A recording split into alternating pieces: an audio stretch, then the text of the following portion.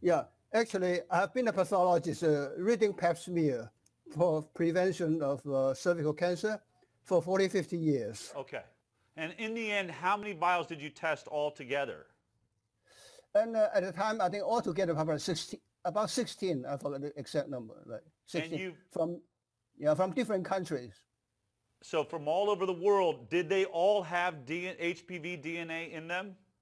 Yes, they do. They did. Yeah, yeah. From different lots, they all have HPV L1 DNA fragments in it.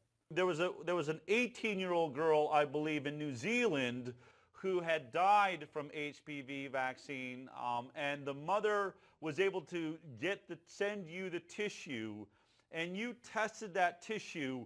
What did you find in that tissue that you found surprising?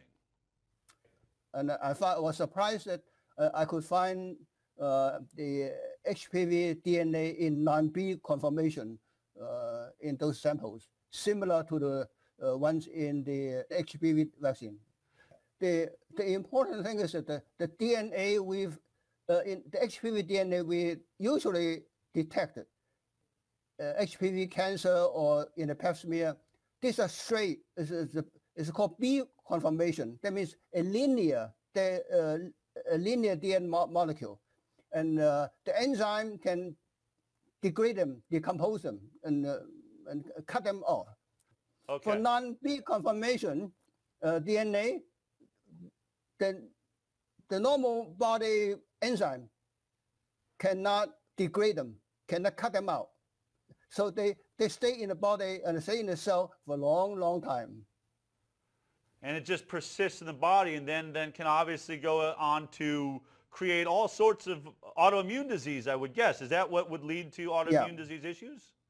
Right. It becomes a long-acting stimulator. So the natural form of HPV in the body is B conformation, and enzymes can essentially dissolve them and extract them from the body.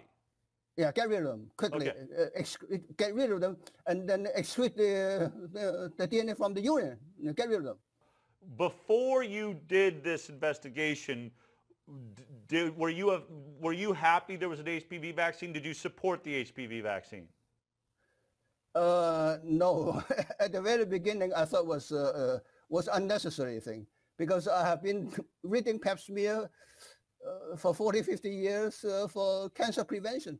And I know that we have had a good method to prevent cervical cancer. In the United States, actually, no one should die of cervical cancer. If any woman develops cervical cancer in the United States under regular gynecological care, it's practically a potential malpractice suit.